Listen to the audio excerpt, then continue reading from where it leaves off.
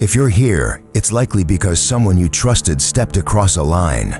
Perhaps a friend carried your secret into another room and left it there for strangers to find. Maybe a partner wrote a private goodbye inside a public silence. Perhaps a colleague smiled at you in the morning and sliced your name out of a project by afternoon. Whatever the shape, betrayal feels the same in the body.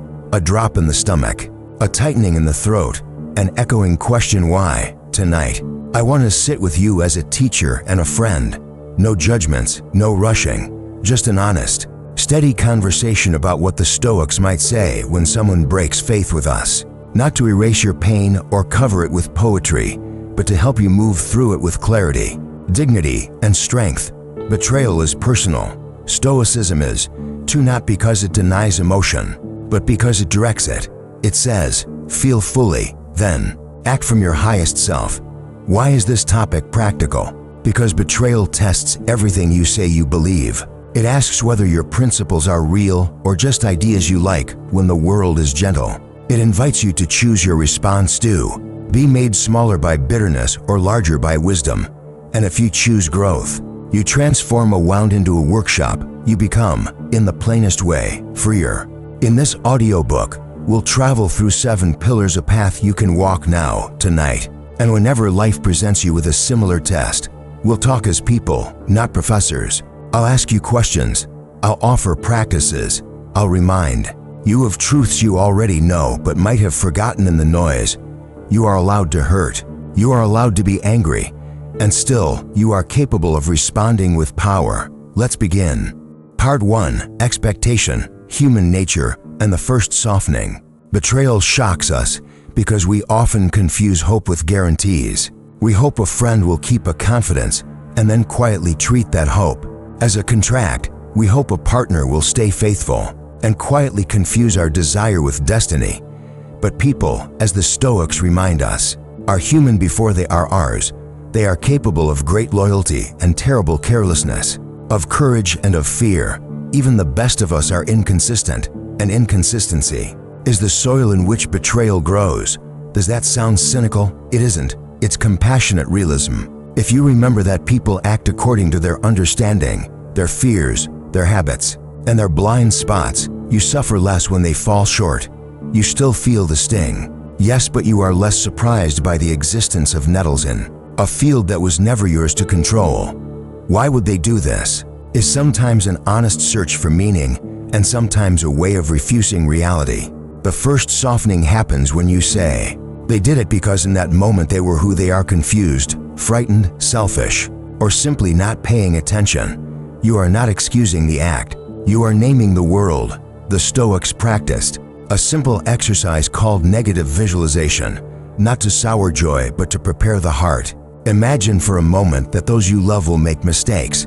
Imagine that trust might be broken. Imagine your own fallibility. 2. Hold that image lightly, then return to gratitude for the good you do have. This practice doesn't harden you. It widens your balance. If the storm comes, you've already tested the shutters. If it passes, you're simply more appreciative of the sun. So ask yourself, which part of my pain is the wound, and which part is the shock? The wound needs care. The shock needs understanding. Once you soften the shock with a sober picture of human nature, you're ready for the second pillar. Part 2. The circle of control, reclaiming agency from the first breath. When betrayal hits, your attention rushes out of you like water breaking from a glass toward the betrayer, toward the story, toward the dozens of what-if scenes your mind is already filming without permission. The Stoic response is to pick up the glass, upright it, and gather what you can. How? By redrawing the circle of control. You cannot control what they did. You cannot control whether they regret it, whether they apologize, or whether they rewrite their story to make you the villain or themselves the victim. You can control your appraisal, your words, your next decision, and your posture. You can control whether you zoom out and breathe or zoom in and spiral. That is not a small domain, it is the whole of your character. Take one slow breath. In through the nose, down into the belly, out gently through the mouth. Ask, what is mine to do? Right now, within my circle. You might decide to pause before responding. You might decide to write down the facts, separating them from projections. You might decide to state a boundary in calm, clear language. You might decide to speak with a mentor or therapist before confronting anyone. Each of these acts returns energy to you. Each is a declaration. I will not let what I cannot control ruin what I can. A helpful phrase here is up to me, not up to me. Make it almost childlike. The text they send later, not up to me. The character I show in this hour, up to me. The rumors that spin in rooms I can't enter, not up to me. The dignity with which I carry myself when I do enter a room, up to me. As you rehearse this distinction, your nervous system gets a message. You are not powerless. You have a steering wheel. Hold it. And one more thing. In the circle of control sits your attention. Attention is the quality of life. Be careful to whom you donate it. If you spend your attention on endless revenge fantasies or on inspecting their social media feed like a detective of ghosts, what happens to your mind? If you spend it on your craft, your body's care, your real friends, and your next good step, what happens then? Attention is a budget. Spend it where the return is dignity. Part 3, Facts, Stories, and the Freedom of Right Appraisal. There's the thing that happened, and there is the novel you are writing around it. Both matter, but they are not the same. The Stoics called the disciplined moment of interpretation assent, the moment you either agree with your mind's first reaction or you decline and choose another. The first reaction to betrayal is often a spark. I am worthless. I am a fool. Everyone takes advantage of me. I'll never trust again. If you assent to that spark, it becomes a fire. If you pause, you can aim the energy. Try this exercise. Write down what you know for certain and what you are adding. He promised to keep my plan confidential, and he told his brother. That is the fact. I am adding. He never truly cared about me. He wanted me to fail. I am an idiot. Sit with the list. Which additions are proven truths? Which are projections? The point isn't to minimize the event. It's to reclaim your right to interpret. Another question. What else could this mean? Not to excuse, but to broaden. Could it be that he panicked and wanted outside input? Could it be a messy attempt to help? Could it be simple impulsiveness? If it's viciousness, you'll see it soon. Enough. But widening the frame softens the automatic, catastrophic verdicts that can tear your confidence apart. You are not naive for asking these questions. You are wise enough not to become your worst storyteller. When you name facts, you also gain traction for action.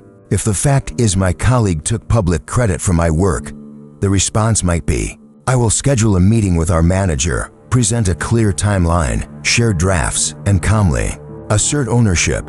If the fact is my partner hid communication with an ex, the response might be, I will speak plainly about trust, ask direct questions, seek a pattern, and then choose either repair or exit. The story everyone betrays me eventually invites a performance of defeat. The fact invites a plan. Right appraisal is not cold, it is caring. It cares for your nervous system by not tossing it into a storm of assumptions. It cares for truth by not accusing beyond evidence. It cares for the future by clearing a space where decisions can be made without smoke in the room. Choose the right appraisal. It is the doorway to wise action. Part 4. Virtue as the only good. How to win without becoming what you hate. In the Stoic tradition, the central claim is radical. Virtue is the only true good, not power, not reputation, not revenge, not even the restoration of your name in the eyes of people who weren't looking closely in the first place. Courage, self-control, justice, and wisdom. These are the goods that cannot be taken from you except by your own choice. Betrayal tempts you to drop them. The temptation sounds reasonable. They hit first. I'll hit harder. They lied. I'll show them what lying really feels like. They took from me. I'll take back with interest. Be careful. Revenge offers sugar now and sickness later. What if you made a private vow? I will not answer a wrong with a wrong. I will answer a wrong with a right, and I will be relentless about that. Justice, not spite. Clarity, not cruelty. Boundaries, not drama. Does this mean you become a doormat? Absolutely not. Virtue includes strength. Justice means telling the truth in the right forum. Temperance means saying only what is necessary and nothing designed merely to scorch. Courage means facing uncomfortable conversations, and wisdom means choosing which conversations are worth your breath. There's a phrase I like, strong spine, soft front. A strong spine means you don't collapse. You know what you saw. You know what it cost you. You know what you will and won't accept. Soft front means you don't calcify into bitterness. You keep your capacity for kindness. You keep your ability to hear nuance. You keep your tenderness for your own heart. If you must part ways, you part with dignity, not with smugness. If you must hold someone accountable, you do it cleanly, not with spectacle. Why? Because you have to live with yourself after the dust settles, and the self you live with is built by the choices you make now. Take inventory. What does courage look like here? Perhaps it's sending the message you're afraid to send. Perhaps it's declining to send any message at all. What does self-control look like? Perhaps it's not refreshing the feed. Perhaps it's not telling the story to 5 more people, just to keep the adrenaline running. What does justice look like? Perhaps it's a formal complaint with evidence, not a rumor. What does wisdom look like? Perhaps it's asking a trusted third party to sit in on the conversation, or choosing to focus on your own reconstruction rather than on their punishment. Virtue is not abstract in this moment. It is the blueprint for your next hour. Part 5. The view from above perspective, impermanence, and the redefinition of meaning. Let's rise for a moment. Imagine flying up and away from the street where this betrayal happened. Up past the tree line, past the soft grids of a sleeping city, into the thin, quiet air where the world looks like a map and every light is a home filled with its own joys and griefs. From here, your life is still your life and it matters immensely, but you can see it in context. You can see how quickly the years slide, how many times a heart breaks and then is stronger in the broken place. How many betrayals have already dissolved into stories that no longer sting? Why take this view? Because pain compresses time. It tells you this feeling is permanent and total. Perspective brings back breath. You remember that you are not the first person to experience this, which does not make you replaceable. It makes you human. You remember that 5 years from now, you will talk about this differently. You remember that some of your wisest moves were born from moments like this, when the ground shifted and you had no choice but to plant deeper roots. There's another gift in the view from above, the chance to redefine meaning. We often attach meaning to events that were not built to carry it. If she left, it means I'm unlovable. If they cut me out, it means I'm disposable. What if betrayal could mean something else? What if it could mean I am being invited to refine my discernment? I am being invited to practice boundaries. I am being invited to return to my work with a cleaner, fiercer focus. I am being invited to study why the red flags looked like roses, and to adjust the glasses I wear in future gardens. Impermanence is not a threat. It is a truth that lets you move. Today is not forever. Hold that like a lantern. There will be mornings when you realize you are thinking about something else. There will be afternoons when the strength you built here helps you lift another weight with surprising ease. There will be evenings when gratitude returns not as a performance, but as a quiet fact.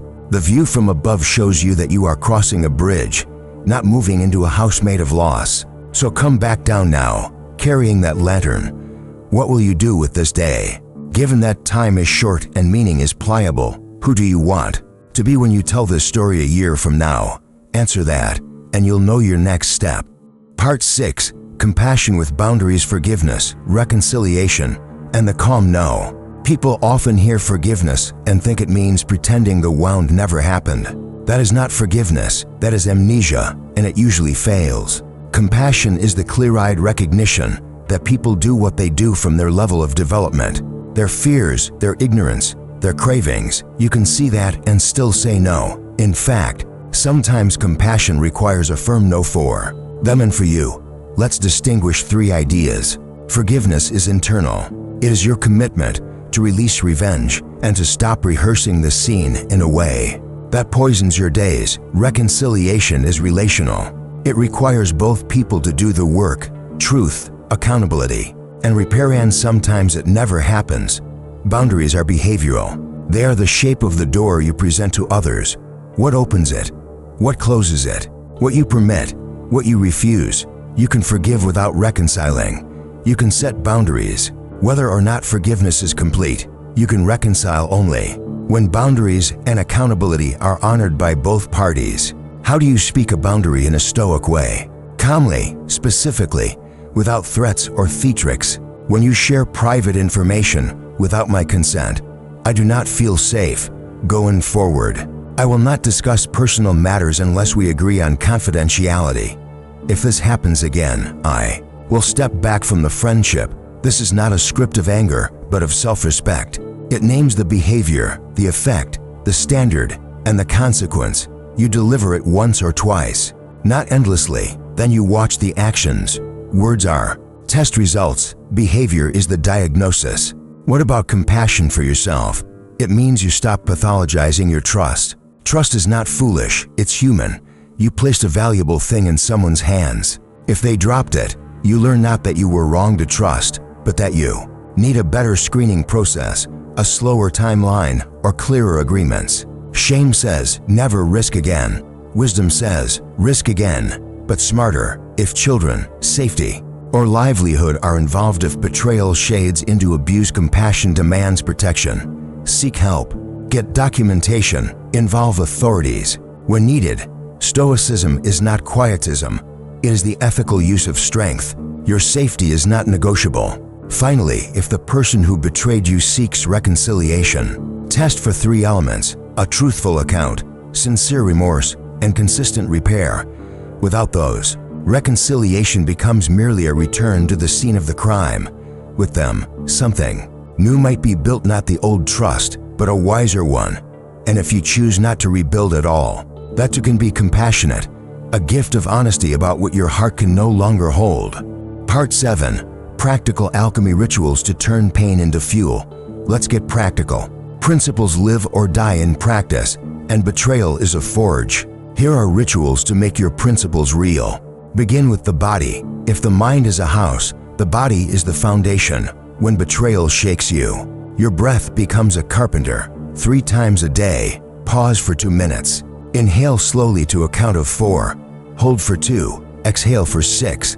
Hold for 2. This pattern signals safety and restores the prefrontal clarity you need for wise appraisal. While you breathe, place a hand on your chest and say, I am here. Simple. Yes, but the mind believes voices it hears repeatedly. Now, write, not to create a record for the court, though that may be useful later, but to create a record for your soul. Write the letter you will never send. Pour it all out, the anger, the grief, the questions. Then, after a night's sleep, answer your own letter as your wisest self would. Address your fears with facts. Affirm your dignity. Outline 3 steps you can take this week that are within your control. This 2-letter ritual creates an inner dialogue you can trust more than the whirlwind of late-night rumination. Clean your attention. Choose a window 2 hours. For hours where you commit to no checking of their digital footprints. Fill that window with something embodied and meaningful. A run, a heavy bag, a long walk while memorizing a poem, a focused session on your craft.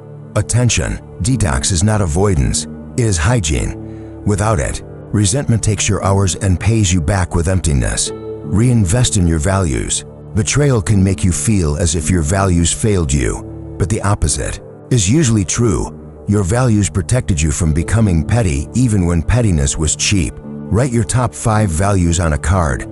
Under each, note 1 behavior you'll practice this month. If one of your values is honesty, you might decide to tell the story of what happened only in settings where truth matters. Therapy, a debrief with a manager, a conversation with a friend who holds confidentiality like a sacred cup.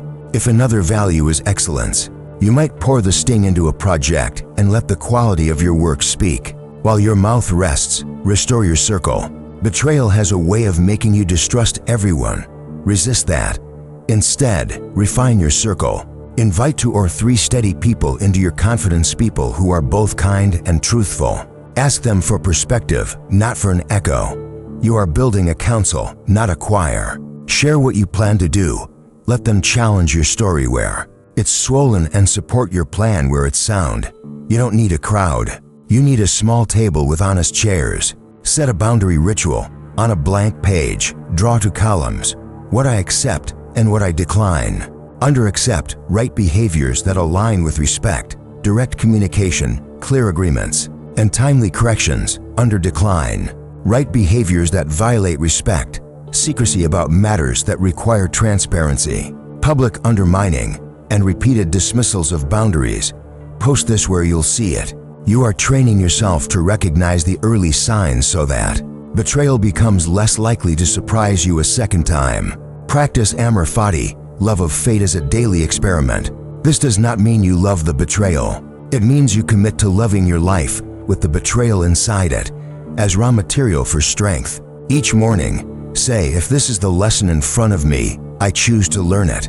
Each evening, ask, where did I act from my highest self today, and where can I upgrade tomorrow? The point is not perfection, but fidelity to your best possibilities. Finally, give yourself a horizon. Choose a date 6 weeks from now. On that date, plan a small ritual to mark your passage. It might be a sunrise hike, a quiet dinner alone, or a return to a place you avoided during the hardest days. Between now and then, you commit to the practices above. On that future day, you review. What did I learn? What did I rebuild? What did I release? Horizons create momentum. They remind you that healing is not a rumor, it's a root.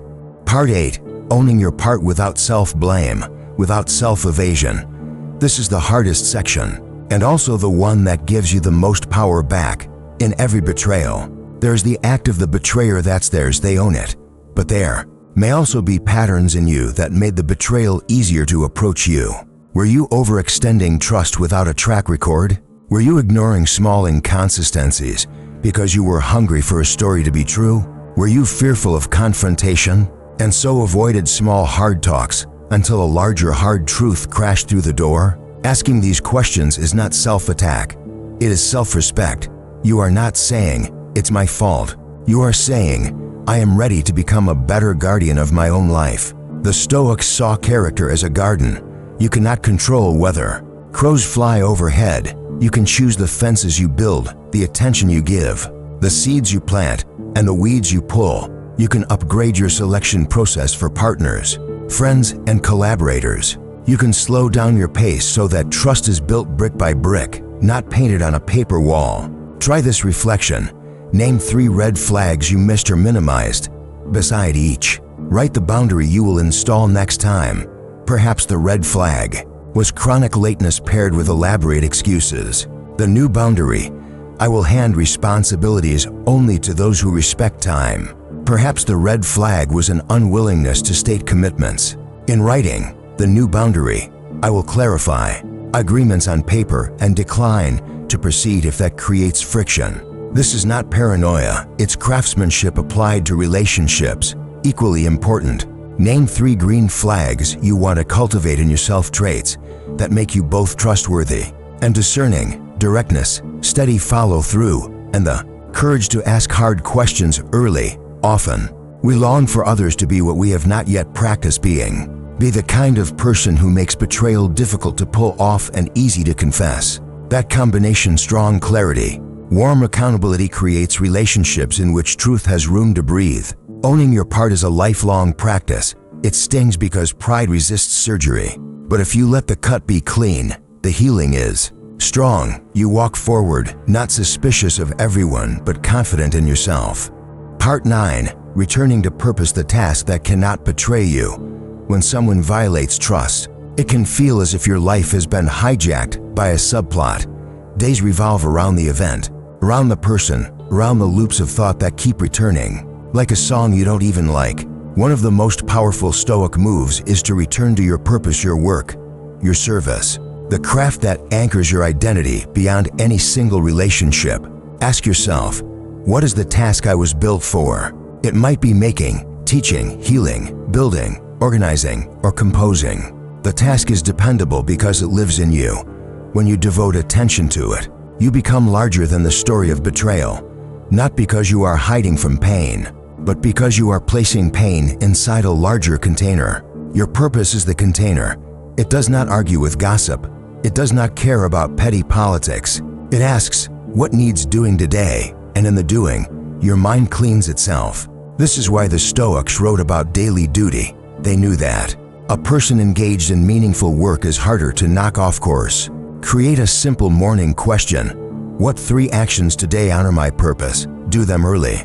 Before drama can swallow the hours, each action is a vote for the person you are becoming. Each is a thread that binds you to a life no betrayal can command. And when you're tempted to detour into revenge, imagine where those hours could go. If invested in your craft, imagine the book you could write, the code you could ship, the community you could grow, the muscles you could build, the kindness you could deliver. Revenge feeds the past, purpose feeds the future. Choose the diet that keeps you strong.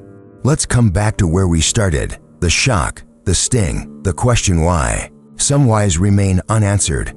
Some are answered differently than we hoped. But one answer is always available, so that you might practice being exactly who you say you are. Betrayal offered you a stage, uninvited, yes, and perhaps unwanted, but a stage all the same. On it, you can act out the old script of bitterness, or you can perform a new play about dignity. Remember what you've learned. People are human. Expect their fallibility without becoming hard.